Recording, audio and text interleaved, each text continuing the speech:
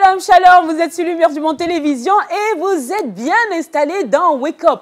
À ceux à qui je n'ai pas dit bonne année, recevez mes salutations, soyez bénis chez vous, que cette année 2024 vous apporte la joie, le bonheur et surtout laissez-vous guider par le Seigneur.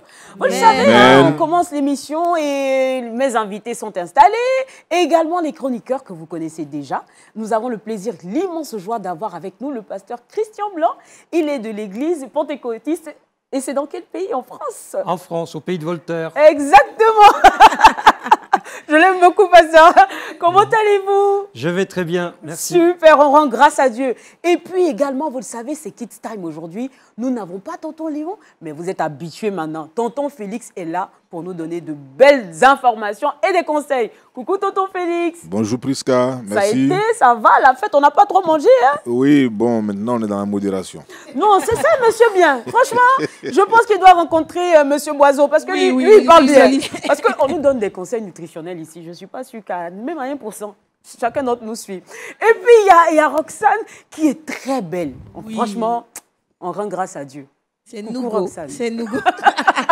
Regarde la réponse.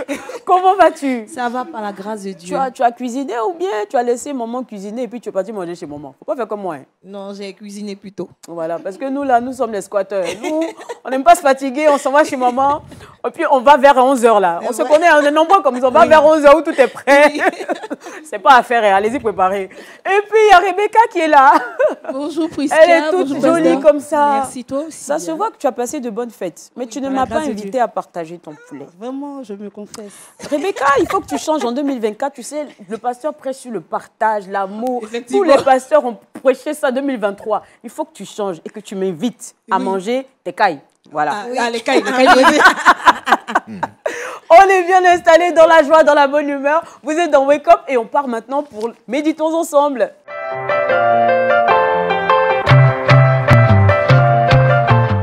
Pasteur Christian, oui. Nous vous écoutons pour la méditation de la parole. Merci pour ce temps de partage. Alors, je ne sais pas s'il y a au milieu de nous, sur le plateau, des supporters des éléphants. Bon, je ne parle pas des animaux. Non, les éléphants footballeurs? Oui, les voilà. éléphants footballeurs, si. Moi, je supporte quand ils sont vers la finale. Mais avant, je ne suis pas supporter. Je n'ai pas le cœur solide. Je vais parler un peu de foot. Ok, super. Alors, vous me direz, qu'est-ce que ça vient faire dans la méditation? Oui. Quel rapport avec la Bible? Oui. Mais il faut savoir que parmi les footballeurs internationaux, il y a des chrétiens. Effectivement. Il y a des chrétiens qui témoignent de leur foi. Et c'est pour ça, l'un de ces chrétiens a fait une réflexion qui m'a beaucoup interpellé et je vais vous la livrer tout à l'heure. Alors, on a tous en mémoire les grands stades dans nos souvenirs, cette foule qui chante, qui scande le nom des joueurs. De temps en temps, ils sifflent parce qu'ils ne sont pas du tout d'accord ou avec l'arbitre ou avec la faute de l'un ou l'autre. Et le foot est devenu quasiment une religion aujourd'hui, une vraie religion, avec ses dieux. Et même si c'est une religion, parfois la violence se glisse dans les stades. Et on est assez surpris d'ailleurs qu'elle arrive jusque-là. Alors il y a quelques années de cela, dans un chant qui avait été composé à l'occasion d'un grand match de l'Euro, de la Coupe de l'Européenne, la foule demandait à un de ces dieux de la pelouse, « Dimitri, redonne-nous la foi ». C'est assez curieux, hein. Dimitri, redonne-nous la foi. Il s'agissait de Dimitri Payet, quelqu'un qui vient de l'île de la Réunion.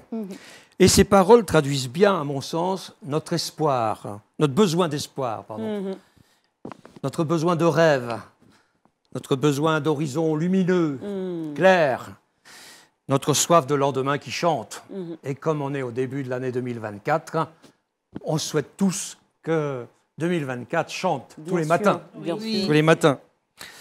Mais un autre footballeur, chrétien lui aussi, David Alaba, footballeur autrichien du Bayern de Munich, au Bayern de Munich, et aussi qui a été footballeur au Real de Madrid, a fait une remarque, une petite note sur un réseau social, et voici ce qu'il y écrivait. « Une vie sans Dieu, c'est comme le football sans balle. » Waouh. Oui. C'est ça. Hein. Comment marquer les buts alors? Une vie sans Dieu, c'est comme le football sans balle. Oui. Personne n'irait au guichet d'un stade pour acheter des billets en sachant qu'il n'y a pas de ballon, sur la pelouse. Même s'il y a des joueurs. Personne ne se précipiterait pour aller trouver une place quelque part dans les gradins, alors que de toute façon, on va avoir deux équipes qui vont se regarder et qui n'ont pas de ballon à rien faire. Un match sans ballon, c'est pas un match. Ça n'existe pas. En fait, David Alaba disait par là que autant le ballon est essentiel au bon déroulement d'un match, autant Dieu est essentiel à notre vie. Amen, amen, amen. Une vie sans Dieu est une vie qui n'a pas de sens. C'est une vie de mutilé. On ne sait pas d'où on vient, on ne sait pas où on va. C'est une vie qui ne débouche sur pas grand-chose. Peut-être qu'on peut se faire plaisir, on peut amasser de l'argent, on peut faire des belles rencontres, mais une vie sans Dieu manque de la dimension essentielle et principale, la relation verticale, la relation avec le ciel, la relation avec Dieu. On sait très bien, c'est un auteur français qui l'a dit il y a très longtemps, qu'il y a dans le cœur de l'homme un vide immense, un vide très très grand à la dimension de Dieu. Et on peut mettre de l'argent, on peut mettre des fêtes, on peut mettre des week-ends, on peut mettre tout ce qu'on veut, mais le vide restera toujours vide. Voilà. Seul Dieu peut remplir le vide qui a été laissé le jour où on l'a évacué de notre vie. Et pourquoi j'aime parler de cette relation avec Dieu? Parce que c'est le Dieu de l'espérance. Amen, amen. Et je crois que même pour cette nouvelle année, il a de beaux projets pour notre vie. Amen. Si nous voulons bien Amen. lui remettre la direction de notre vie, si nous voulons bien lui faire confiance, comme dit l'Écriture, recommande ton sort à l'Éternel, mets en lui ta confiance, et il agira. Et il agira certainement pour notre bien. Alors, j'aime bien ce texte de Jérémie, il a consolé beaucoup de cœurs, il a donné beaucoup d'espoir. Oui, moi le Seigneur, dit-il, par l'intermédiaire donc du prophète, je connais les projets que je forme pour vous, je le déclare. Ce ne sont pas des projets de malheur, mais des projets de bonheur. Je veux vous donner un avenir plein d'espérance. Et j'aimerais appliquer ce texte à l'année 2024 qui s'ouvre à nous. Amen. Je veux vous donner une année 2024 pleine d'espérance. Amen. Amen. Dieu est le Dieu de l'espérance, en effet, et ça apparaît tout au long de la Bible, au fil des pages. On sait que les premières pages de la Bible sont belles. On a l'origine du monde, la création de la terre, de la planète bleue, la vie qui apparaît, etc. Et il est dit que Dieu a regardé tout ça et il a trouvé ça très beau, très bon. Mais au chapitre 3, ça se gâte. Ça se gâte. L'homme et la femme rejettent le commandement de Dieu. Et là, c'est la détresse qui s'installe, le malheur qui entre dans le monde et la mort. Le tableau est sombre. Et pourtant, sur ce tableau sombre, vient la parole de Dieu comme une lumière qui vient l'éclairer. Et Dieu dit au diable qu'il mettra une hostilité, une inimitié entre la postérité de la femme et le diable. Et il dit que la postérité de la femme écrasera la tête du serpent ancien, et lui, il lui mordra le talon. À mots couverts, Dieu annonçait ce qu'il avait prévu, son dessein éternel, comme c'est expliqué dans la Bible. Il annonçait la venue de son Sauveur, du Christ Jésus, qui devait donner sa vie pour nous, arracher au péché, arracher la puissance de la mort, arracher aux chaînes de toutes les addictions, quelles qu'elles soient. Jésus est venu pour cela. Et ça me frappe au moment où la tragédie est en train de se jouer sur la planète, où l'homme et la femme viennent tourner le dos à Dieu et à son commandement. Dieu aurait pu mettre un coup de pied dans le ballon, comme on dit, un ballon bleu. Dieu aurait pu faire exploser la planète. Eh bien non, il parle à l'humanité d'espérance. Et puis on a toute l'histoire du peuple d'Israël dans l'Ancien Testament. Dans ces chapitres de ces livres de l'Ancien Testament est racontée donc une histoire plutôt chaotante d'Israël. Dieu avait donné une belle loi pour Israël et on s'aperçoit qu'Israël n'a pas été à la hauteur. Il n'a pas réussi à satisfaire les exigences de la loi de Dieu. Et quand on arrive au dernier livre de l'Ancien Testament, le prophète Malachie ou Malachi, ça dépend comment on veut le prononcer, eh bien on dit, voilà, tout est raté. Il y avait une belle loi, de belles choses, un contrat, une alliance, et Israël n'a pas su être à la hauteur. C'est l'échec total. Alors, il n'y a pas d'espoir. Et là, sur ce fond de désespérance, le prophète Malachi dit ceci, « Je vais envoyer mon messager ». Ça se termine encore sur une note d'espérance. Au beau milieu de l'Ancien Testament, il y a la chute de la ville de Jérusalem, prise par les armées chaldéennes de Nebuchadnezzar. Et là, Jérémie décrit la situation, c'est sombre, c'est triste, c'est décevant, les familles sont brisées, beaucoup sont passés au fil de l'épée, le sang coule dans les rues, le temple a été brûlé, enfin c'est catastrophique, c'est une guerre sans merci. Au milieu de tout ça, Jérémie dit, mais voilà, il y a encore de l'espoir. Les bontés de l'Éternel ne sont pas terminées. Elles se renouvellent chaque matin. Oh, que ta fidélité est grande, dit le Seigneur. Amen.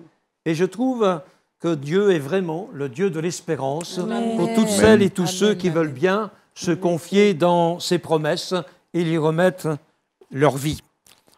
Alors, il y a quelques dizaines d'années de cela, on a interrogé un auteur russe nommé Solzhenitsyn, et il disait, pour vous, quel est le drame du XXe siècle? Et il répondait, le drame du XXe siècle, c'est que l'homme a oublié Dieu. Et je pense qu'aujourd'hui, on a mis beaucoup de choses à la place de Dieu. Ah oui. On a mis des loisirs, on a mis de l'argent, on a mis parfois la famille. Oui, c'est bien d'avoir une famille, je ne vais pas aller à l'encontre, mais elle peut devenir une idole aussi. Et on peut lui donner la priorité des priorités.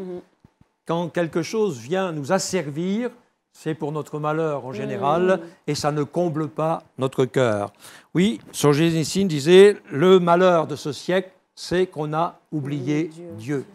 Eh bien, si j'avais un conseil à donner pour 2024, n'oubliez pas le Seigneur. N'oubliez pas Dieu. Cherchez au contraire le royaume de Dieu et sa justice, disait Jésus, et toutes ces choses dont nous avons tant besoin, le manger, le boire, le vêtement, etc., la famille, les enfants, et toutes ces choses vous seront données par-dessus tout, et en abondance. Amen. Dieu est le Dieu de l'espérance et il a des projets pour toutes celles et tous ceux qui nous écoutent. Amen. Amen. Amen. Amen. Je pense que le pasteur a dit tellement de belles choses et tellement de vérités. Rebecca, tu veux rajouter quelque chose? Oui, pour le message, c'est de comprendre que Dieu doit avoir sa place. Toujours Dieu la doit première avoir place. La première place. Parce qu'on fait souvent trop d'erreurs. On prie pour un travail et le travail prend plus de place. On commence à dire, pour nous qui chantons à l'église, « Ah, j'ai pas de temps ». Mais quand tu avais le temps, tu servais. Donc, il faut faire, je veux dire, ce message vient pour apporter l'équilibre dans notre manière de marcher avec Dieu, afin qu'il agisse pleinement. Amen. Amen. Amen. Tu veux rajouter quelque chose? Oui, je comprends par ce message que le pasteur nous a donné, que nous devons faire de Dieu notre priorité, comme ma sœur Rebecca a dit. Nous devons mettre de côté tous nos soucis, toutes nos préoccupations et regarder à ce Dieu-là qui s'est sacrifié pour nous. Voilà. Amen. Amen. Et je pense que chacun de vous, chez vous, vous prenez de bonnes résolutions pour 2024. C'est vrai qu'il y a des situations qui font que parfois, même en tant que chrétiens, on faillit un peu dans notre conviction, dans notre foi. Mais soyez assurés que Jésus est là. Il n'y a pas d'épreuves que vous traversiez pour lesquelles il n'interviendra pas. Tant que vous lui laissez le volant, je suis convaincue dans mon fort intérieur qu'il répondra et que la solution sera trouvée. Attachez-vous au Seigneur, vraiment qu'il soit la boussole de votre vie. Quand bien même ça ne va pas, il faut que ce soit Jésus, Jésus au début et Jésus à la fin. Amen. Alors on passe tout de suite pour le petit coucou.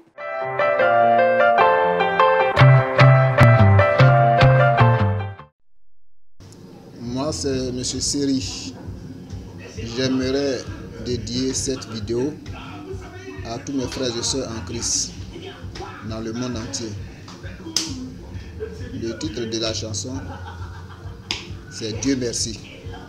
Dieu merci pour cette année 2024. Que Dieu vous bénisse. Alors Roxane, c'est la nouvelle année. Je sais que tu as certainement fait les bonnes années à des personnes, etc. sur d'autres émissions, peut-être aussi avec Madi. Coucou Madi, bonne année à toi. Mais tu veux souhaiter tes vœux à quelqu'un en particulier? Je souhaite mes meilleurs vœux à mes enfants et à mon mari qui me suit. Bon, moi, j'ai un problème avec ça. à mes enfants, tonton Félix, les enfants, là, ils ont des prénoms. Ok. Le mari, l'époux, il a un prénom. Mais c'est quoi ces histoires de mon mari? En 2024. Assume, monsieur Kwasi. Soyez salués de là où vous êtes. Que Dieu vous bénisse. Amen. Dis les choses clairement, ma soeur. J'aime Prisca. Et il faut afficher son mari. Il faut être fier de porter son nom. Donc, allez, on reprend. Ok, à mon époux, monsieur Kwasi, Boris. Voilà. À mes enfants, Israël, Faveur et la dernière précieuse. Hey. Et aussi à ma belle-mère aussi, que Dieu la soutienne pour cette fin d'année, puisqu'elle a passé seule, sans son époux, que Dieu la fortifie dans ce moment-là. Et qu'elle regarde surtout à Jésus, qu'elle fasse de lui toujours sa priorité. Amen. Amen. Et vous le savez, hein, nous allons avoir un visuel qui va circuler sur les réseaux. Vous avez le numéro WhatsApp qui s'affiche maintenant, plus 225 07 08 00 17 73. C'est le numéro du bonheur. Les chics vidéos, les chics messages, vous les envoyez 2024 là. Je veux recevoir vos messages sympathiques. Je ne veux pas les messages de « Oui, je peux avoir votre numéro. Je peux avoir le numéro de Madame Kwasi est mariée. » Ne m'envoyez pas ce genre de message. Madame Kwasi est mariée. Bon, Rebecca, on est en train d'étudier son dossier. C'est en cours. Mais envoyez-nous des messages de salutations de vos familles, de la team. Prisca, toi aussi, on en prie. Oh non, laissez ce dossier-là. De la team, de qui vous voulez, de Kikou, de Armel, de Eric, de Georges, de Rita. Saluez toute la famille, le village LMTV. Il n'y a pas de problème. Mais n'envoyez pas des messages de « Je veux le numéro de la sœur ». Ça, je ne veux pas. Et que Dieu vous bénisse de là où vous êtes. Amen. On part tout de suite pour Culture Actu avec Rebecca.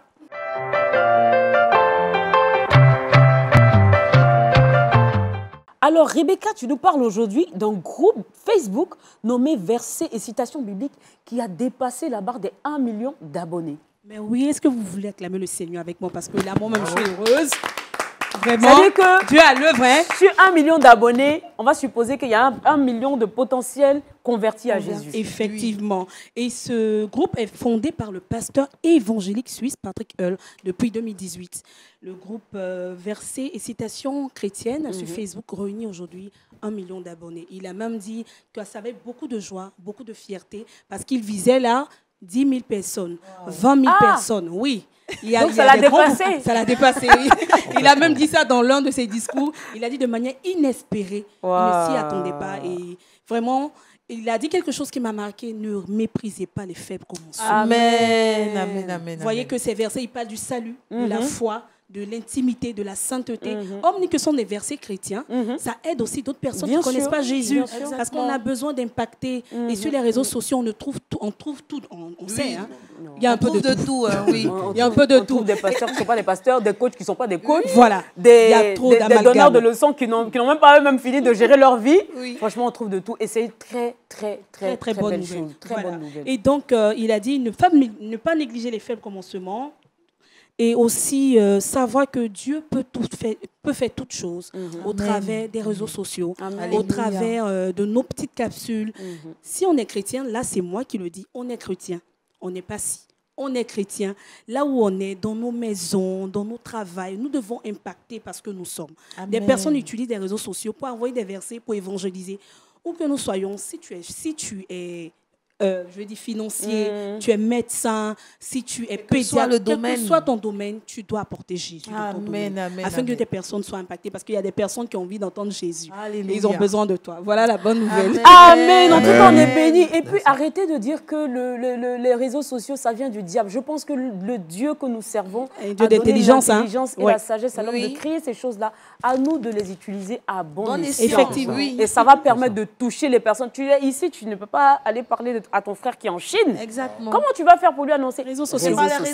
Et je pense qu'il sera béni, et il va découvrir Jésus. On part tout de suite pour Kids Time, vous le savez, avec tonton Félix.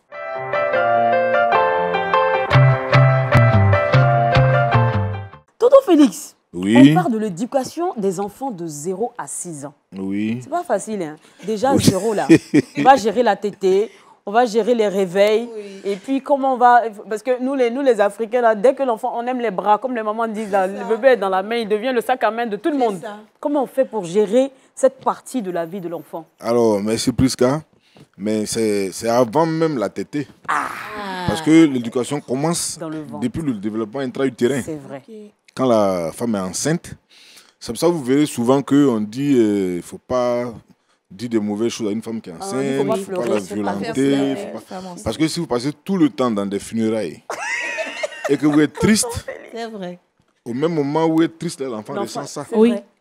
Si vous passez tout le temps dans les maquis, dans les bars, en train de boire l'alcool, mais l'enfant il consomme. Les heures tardives. Il y a des filles même qui disent oui, mais moi je veux boire la Guinness pour que mon enfant est intensiré. Mais c'est clair. Son petit foie qui n'est même pas encore en place va consommer ça. Donc, c'est de tout ça qu'il est question. Et les auteurs, comme Dodson, ont dit que tout se joue avant 6 ans. C'est ça. Le reste, ce sont des accommodations, des adaptations. Donc, l'éducation elle-même, on peut la définir comme l'action exercée par les générations adultes sur celles qui ne sont pas mûres pour la vie sociale. Ça, c'est Émile Durkheim qui le dit. Ça veut dire que les générations qui sont mûres, c'est à elles de guider celles qui ne sont pas mûres pour la vie sociale. Impact. Est-ce que vous voyez? Et l'éducation, elle a une double dimension. C'est ça. Il y a la dimension quantitative et la dimension qualitative. La dimension quantitative, c'est la nourriture. On vous dit, dites-moi ce que vous mangez, je vous dis qui vous êtes. C'est vrai. Ça, c'est la dimension quantitative de l'éducation. On dit les bêtises, ils mangent du riz. Oui. À Djoukou, ils mangent la tchéké. Les Français, ils mangent les frites. Les Italiens, ils mangent les pâtes. C'est pas ça? Oui. OK. Donc, dans la dimension quantitative, ce qu'on donne à manger à l'enfant détermine son origine. Je veux dire sa géographie et tout ça. Sa culture. Le kabato, le pléba, le foutou, le foufou, la tchéké, tout ça. C'est la dimension quantitative. Parce qu'il faut donner à manger à l'enfant pour qu'il ait de la force. Voilà.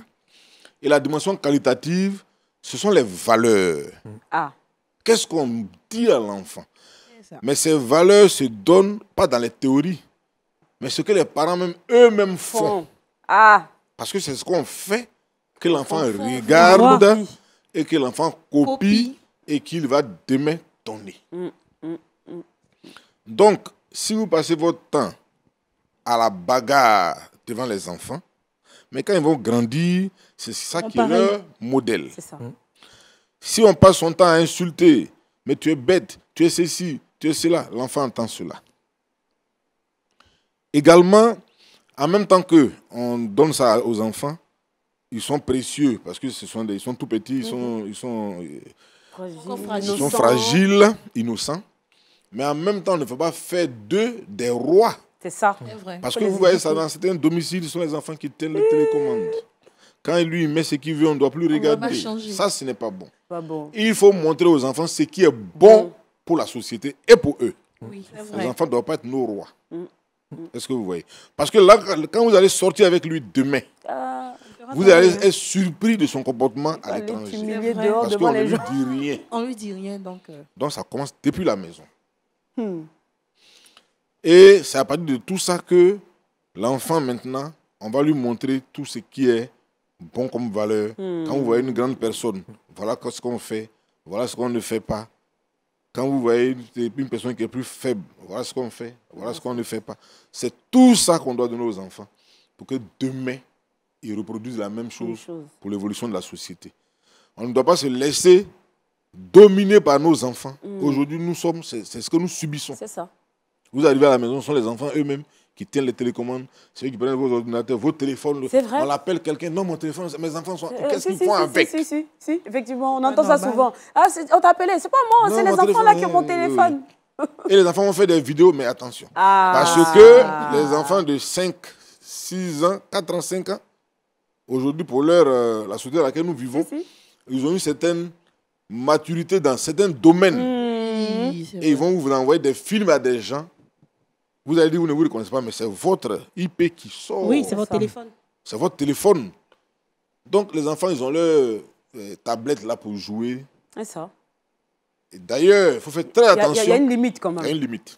Il faut faire très attention à tout ce qui est visuel pour les enfants. Parce que ça, je crois qu'on en parlera un autre jour, les écrans. Oui, c'est pas bon. Parce que ça retarde la parole. Il faut qu'on en parle. Il faut qu'on en parle vraiment. Oui, il faut. Ça retarde, parce que l'enfant parle Parce qu'il entend parler. Oui. Il communique avec quelqu'un. Vous voyez, avant nos mamans, elle a mis le bébé au dos et puis elle est en train de faire son travail. Elle chante. Il faut te calmer. Je suis en train de préparer pour toi. Je suis en train de faire la cuisine. L'enfant, là, il écoute. Mais aujourd'hui, on donne la tablette pour se débarrasser de le téléphone. Il faut jouer un jeu. Pour ne pas qu'il pleure. C'est vrai. Mais il parle avec qui? C'est ça. Il cause avec qui? Il interagit avec qui? Donc, soyons vraiment très regardants sur ces faits. Faisons très attention. Ne laissons pas, et je le dirais même quand il est encore tout petit, c'est bon, mais quand il va aller à l'école. Il y a des enfants qui sont... Le système change. Il y a des enfants qui, à 8 ans, 10 ans, on leur donne un téléphone. Non, je veux savoir où mon enfant est. Non. Mais le même téléphone que vous donnez à l'enfant, ce même téléphone est utilisé par quelqu'un d'autre pour le manipuler. C'est vrai ça. Aujourd'hui, avec le phénomène de tout ce qui est drogue et des substances psychoactives, les dealers rentrent dans le téléphone de l'enfant et puis ils en font ce qu'ils veulent et on ne les maîtrise plus. Donc, donnons des bases solides à nos enfants. Soyons réels avec nos enfants. Ne nous mettons pas dans des systèmes de copie, d'imitation qui ne nous apportent rien. Quand l'enfant n'a pas l'âge de quelque chose, laissons-le mûrir tranquillement avant qu'on lui donne cette chose. Progresser à son rythme. C'est vrai, on en a parlé dans l'émission précédente. Moi, je suis sûr que mon enfant fasse ceci, mais est-ce qu'il a les mêmes capacités que l'autre? Souvent, nous, les parents, on fait des transferts. On fait des transferts. Moi, quand j'étais à l'école, j'étais premier de classe. Quand j'étais à l'école, oui, bon, l'enfant n'a pas les preuves. Si on fouille le bulletin, c'est pas sûr. Il n'a pas les preuves qu'on était premier. Et puis d'ailleurs, moi, je voulais devenir médecin, j'ai échoué. Toi, tu vas devenir médecin. C'est ça. Pourquoi tu me venges? Pourquoi? Mais l'enfant, il a ce qu'il veut faire. Oui, on doit le laisser. On doit le laisser. Il a sa personnalité choisie. Mais quand il est en train de choisir, que vous voyez que ce n'est pas... On peut même le motiver. Bien sûr. Oui. Vous voyez, par exemple, quand on paye les jouets des enfants, on peut payer des stétos, etc., des seringues en plastique, pour l'orienter vers, par exemple, la médecine. C'est ça. Mais quand vous l'orientez là, c'est parce que soit la maman est infirmière ou bien médecin, de temps en temps, on va aller à la clinique, il voit la blouse blanche, que ça peut lui apporter une idée pour aller vers ça. Bien sûr. On n'impose pas. Moi, je voulais être professeur de mathématiques, j'ai échoué, j'étais nul. Tu dois être professeur de mathématiques. Mais l'enfant va se casser la figure. Oui. Est-ce que vous voyez? Donc, la base de l'éducation, c'est de 0, c'est-à-dire avant la naissance, jusqu'à 6 ans. Tout le reste, c'est du jeu. L'enfant va s'adapter, il va s'accommoder, il va faire comme s'il le faisait, alors qu'en réalité, il ne fait plus rien. Il ne vous écoute même pas. Mais dehors, vous découvrez qu'il y a un autre visage. Moi, je me rappelle que quand les femmes sont enceintes, bon, en Afrique, on aime tellement les mystères, on te dit, on ne pleure pas sur la grossesse. Si tu pleures, c'est pas bon. Mais pourquoi c'est pas bon? Ce n'est pas bon parce que tu es triste. Mais voilà, plus tard, tu te rends compte qu'en fait, l'enfant reçoit tes émotions. Très bien. Mais les Africains, mystifient tout. Non, ils ne mystifient, c'est parce que ceux qui avaient la connaissance ne voulaient pas expliquer à tout le monde. C'est ça. Même la connaissance moderne, là, on le met dans les livres. Si vous ne savez pas lire, comment vous allez pénétrer? C'est la même chose. C'est vrai. L'Africain s'est dit, je ne peux pas t'expliquer ça parce que tu n'es pas encore mûr pour recevoir ça. C'est vrai. Si on vous dit les secrets des familles, vous allez faire des histoires, les gens, vous allez les raconter ça partout. C'est pour ça que les gens gardent les choses et attendent qu'on soit mûr pour qu'on les mette à leur disposition. C'est comme ça la connaissance.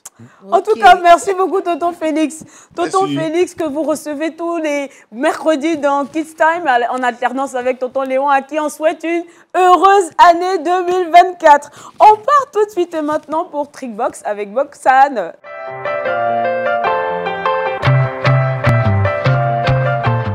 Roxane nous parle aujourd'hui de redonner l'éclat aux bijoux en or. En fait, on avait commencé cette partie-là en 2023. On est venu trouver ça en 2024. Apparemment, la sœur pense nous offrir des bijoux en or. Tu es d'accord avec moi?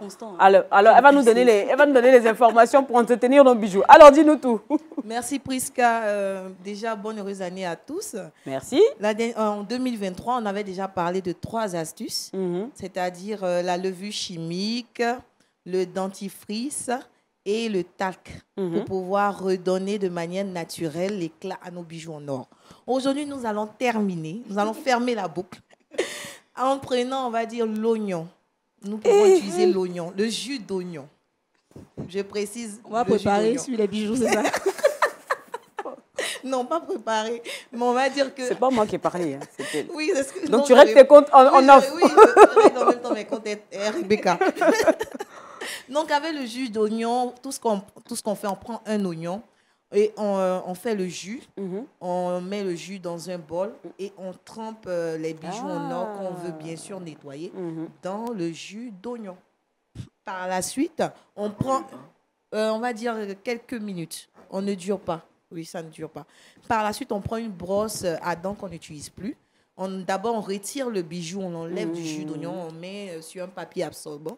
Et on prend la brosse et on frotte délicatement nos bijoux en or. Et enfin, on prend la peau de chamois pour pouvoir essuyer, puisque la peau de chamois est conseillée pour pouvoir illustrer nos bijoux en or. C'est ce qu'on utilise pour nettoyer les véhicules aussi. Oui, exactement. Et nous avons aussi le savon de Marseille, qu'on peut utiliser aussi en liquide. Le savon de Marseille, vous pouvez l'utiliser sous forme de liquide. Vous mettez dans de l'eau tiède, un peu d'eau tiède. Vous trempez également la même action. Vous trempez également les bijoux en or dans ce mélange. Oui. Par la suite, vous enlevez également les bijoux. Vous mettez sur le papier absorbant. Sur le papier absorbant. Et vous prenez encore la peau de chamois pour sécher, pour lustrer vos bijoux en or. Et enfin, vous prenez le lait, tout simplement. Le lait. Vous mettez, lequel des laits, en fait? Le lait, on va dire non sucré. Moi, je vais acheter mon lait non sucré. Je vais vous nettoyer mon bijou. Mais non sucré, ça se boit. Mais ça se boit, mais exceptionnellement, on peut l'utiliser de façon tiède. Oui. Je vais réfléchir. De toutes les astuces, celle-là, je vais réfléchir. Pas de lait. Pas de lait. Pas de lait, bon, il n'y a pas de souci. Mais cela dépendra bien sûr des wake-uppers qui nous suivent sur ma... Si, ils sont forts, ils sont forts. Eux, ils vont choisir. Non, Prisca, comme vous avez entendu, elle ne va pas boire le lait. En fait, elle va boire le lait. Elle ne va pas l'utiliser pour pouvoir faire briller ses bijoux. Je suis comme Jean-Jacques. Coucou Jean-Jacques. Jean-Jacques dit qu'il ne peut pas utiliser... C'était quoi ton truc? Du yaourt pour les filles d'athlètes. Du yaourt pour faire... Non, mais attends, ma soeur. Oui. Non, on ne peut pas utiliser du yaourt pour faire des astuces. Il faut manger. Vas-y. Non, le lait, on va le faire tiédir. On renverse le lait dans un bol. On trempe encore nos bijoux. On retire ces bijoux encore. On les met sur un papier absorbant. Et enfin, on les sèche délicatement. Et vous verrez que vos bijoux seront, on va dire, plus éclatants qu'auparavant. Donc, voici un peu, je reprends les astuces naturelles. Nous avons en 1 l'oignon, en 2 le savon de Marseille, en 3 le lait non sucré, je précise. Merci Roxane. Voilà. C'est du lait entier ou écrémé? On va dire entier. Voilà. Pasteur, vous voyez, je vais acheter 1 litre de lait entier, à peu près 5 € pour faire le bijou. Non, c'est bon. Pas pour moi. Non. Pas du tout. En tout cas, merci beaucoup. Elle a fait son choix. Oui, on va utiliser tout ce que tu veux, toutes les astuces, l'oignon, machin. Ça, c'est bon, c'est peu coûteux et ça me fera pas mal d'écraser, récupérer du jus d'oignon. Mais le lait, oh, c'est trop bon, ma chérie. Je peux pas faire ça. En tout cas, merci beaucoup. Et ce que vous ne savez pas, vous le saurez tout de suite dans Le Saviez-vous avec Rebecca.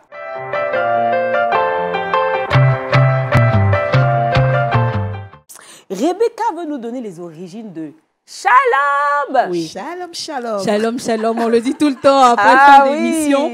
Shalom traite une salutation courante chez les Juifs et surtout utilisée par des personnes de confession juive. Shalom est une salutation hébraïque qui signifie « paix chez vous ». Paix chez vous. Paix chez vous. La réponse appropriée est Alkem Shalom. Shalom. Oui. Cette forme de salutation est courante dans le Moyen-Orient. Il y a d'autres de nos frères aussi qui l'utilisent dans une autre signification. Alors, Shalom peut être interprété pour mentionner la paix, la plénitude, le bien-être, le calme. Et donc, quand je vous dis paix chez vous, vous me répondez Shalom. Paix chez vous. Shalom. Voilà un peu. C'était juste pour que vous puissiez comprendre.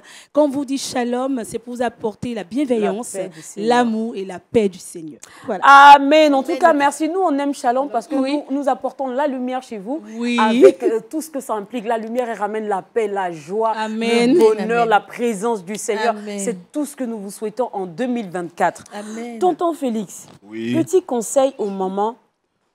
Parce que moi, j'étais dernièrement en 2023, à un festival où j'ai vu des jeunes mamans qui allaitent, une jeune maman qui allait, qui est dans le festival avec son bébé de peut-être 2 mois. Avec les sons. Avec les décibels. Avec les décibels, là. Du palais de la culture. Oh là là. J'ai été choquée de l'avoir en train de boire de la bière et de donner le bébé à, je ne sais pas si c'est sa nièce ou quoi qui était à côté. C'est elle qui avait le bébé qui... franchement, il faut que nos sœurs, là... Ça s'arrête. Il faut que ça s'arrête. Il faut qu'elles comprennent que tout ça, là, ça a des impacts sur le bébé. Oui, vraiment, merci Prisca. Je pense que faire un enfant, c'est un choix de vie. Hein.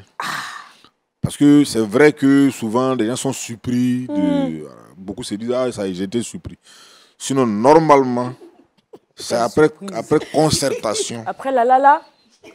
Après concertation, qu'on planifie qu'on doit faire un enfant. Ça. Et quand on fait l'enfant, on sait qu'il y a des contraintes. On aura au moins 9 mois de grossesse. Et puis encore au moins 1 an jusqu'à ce que l'enfant se solidifie. Et ce temps-là, il faut le sacrifier pour que l'enfant soit bien. On ne peut pas prendre un bébé pour aller dans un milieu où il y a un concert, où il y a des sons trop de bruit qui agressent les tympans, les décibels. Les portes ouvrent à 11h. Moi, je suis arrivée à 17h. Oui. Elle était déjà là. Là-bas. Elle était là-bas. Avec le bébé. Depuis face à l'écran et face au retour immédiat des décibels. Des décibels, avec le bébé. C'est très dangereux. C'est très dangereux parce que même nous qui sommes adultes, c'est difficile. Le son est trop fort et les battements, le cœur. Surtout quand il y a la basse là. Tu as l'impression que tu as des palpitations. Pas bon. Donc n'envoyez pas les enfants dans ces lieux. Un peu votre raison, un bébé. Boire l'alcool et puis allaiter le bébé. Mais on lui transmet l'alcool indirectement. Je pense que faire un enfant, c'est un choix de vie. Quand on n'est pas prêt à faire un enfant, il faut attendre. Mais quand on est prêt à le faire, on fait le sacrifice. De le suivre correctement. Et puis après, bon, on pourra reprendre si c'est ça qui est important. Oui, c'est ça qui est important pour nous. J'aime la fin. Voilà, parce que c'est vrai, on oublie qu'on se détruit nous-mêmes. C'est ça, en vrai. On oublie qu'on se détruit nous-mêmes parce que les liqueurs, le vin, la bière, tout ça, à une certaine consommation, à une certaine dose, à une certaine quantité, ça devient nocif. Voilà, ça devient nocif. Donc, chacun est libre de faire ce qu'il veut, mais pas à l'enfant. Il n'a pas demandé ça. Oui, bien sûr. Parce que dans le droit, l'enfant a droit à la vie. Bien sûr. Il a droit à la protection, il a droit à la sécurité, il a droit au loisir, à la santé, tout ça. Vous ne lui imposez pas des maladies. On lui impose des maladies. Ce n'est pas bon. Et quand dans l'éducation de l'enfant, il faut savoir, chère maman, cher papa, il faut savoir accorder quelquefois des privilèges. C'est ça. Oui. Quand l'enfant a bien agi, quand il s'est bien comporté, il faut lui accorder des privilèges. Quand on dit des cadeaux, ce n'est pas forcément ce qui est le plus cher. Ça. Moi, je suis bêté. Chez nous, au pays bêté, par exemple, on peut donner à manger à l'enfant les croûtes. C'est ça. Ou on met la sauce Alors on revient à la base. Les croûtes de riz. On met la sauce graine, on lui donne ça. C'est un privilège. Un privilège. Parce que les croûtes de riz ne les mange pas qui veut, traditionnellement. Donc quand on le donne à un enfant, c'est un privilège. On peut donner de la tchéké, par exemple, dans un pays hébreu, à Bojama, etc. C'est qu'il à un aime enfant particulièrement. de 4-5 ans, c'est qu'il a bien agi. Et à contrario, quand il agit mal, il faut lui retirer ses privilèges. Quand, par exemple, il aime une émission qui va passer, un club de petits ou bien une émission, on peut lui dire non, tu ne regardes pas ton émission aujourd'hui. Peut-être pour ce jour-là. Ce soir-là, ouais. Il va comprendre qu'il a mal agi. Là, on n'a pas dépensé quoi que ce soit pour lui accorder ses privilèges-là. On peut lui dire, par exemple, tu vas aller jouer à tes amis aujourd'hui, les 16h, tu vas aller jouer jusqu'à 17h, jusqu'à 17h30. C'est un privilège. Bien sûr. Donc, ce sont des choses qu'on peut faire. Elles sont toutes petites, mais elles ont de la valeur. Bien sûr. Voilà, chère maman. Ce n'est pas tout qu'on paye. Ce n'est pas forcément parce que c'est cher que c'est important. Ce n'est pas parce que c'est cher que c'est important. C'est comme en thérapie. Quelqu'un est malade, vous partez le voir, vous le saluez, et puis il est couché, il veut boire, vous lui donnez un verre d'eau. Vous lui mettez ça à la bouche. Mais ça apporte beaucoup de soulagement. Est-ce que vous voyez? Alors que vous avez fait quoi là? Vous n'avez rien payé. Tout à fait. Ne voyons pas forcément dans l'argent, comme le disait le pasteur à l'émission précédente, ne voyez pas seulement tout en termes d'argent. Il y a des petites choses qu'on peut faire qui ont de la valeur, qui peuvent aider. Voilà, nous sommes dans une nouvelle année. Chère maman, prenez soin de vos enfants. Ne voyez pas tout en termes d'argent. On peut leur faire des cadeaux, des petits privilèges qu'on peut les retirer également. Et les enfants croîtront correctement et deviendront des personnes responsables plus tard. Amen. J'espère que les mamans, les papas, vous avez compris les conseils à travers la méditation, à travers les conseils de tonton Félix. Je pense qu'aujourd'hui, nous sommes à l'orée enfin, je veux dire, on est à l'ère de Internet. Oui. Il y a tout qui se dit, tout ce qui se raconte. Et aujourd'hui, on ne maîtrise pas forcément ses voisins. On ne maîtrise pas forcément son environnement. Donc, quand notre enfant a une base éducationnelle solide à la maison, je pense que face à tout ce qu'il y a autour, il demeurera ferme. Amen. On va terminer avec le verset boussole, ma très chère Roxane. Le verset boussole, nous allons dans le livre de Jérémie 29, verset 11. « Car je connais les projets que j'ai formés sur vous, dit l'Éternel, projet de paix et non de malheur, afin de vous donner un avenir et de l'espérance. » Amen. Amen. Nous avons l'espérance en Jésus qui a donné sa vie à la croix. Amen. 2024 est pour LMTV une année exceptionnelle. On vous réserve des choses dont vous n'avez même pas idée. Parce que le Jésus que nous servons là, non, il est en train de faire un travail. Amen. Et nous rendons gloire au Seigneur qui permet que cette télévision puisse édifier des vies, transformer des cœurs. Et nous prions que ce soit encore plus de personnes qui reçoivent Jésus chez eux, la lumière dans leur maison. Shalom chez vous, c'était Wake Up, c'est Lumière du Monde Télévision. Shalom. Shalom. Shalom.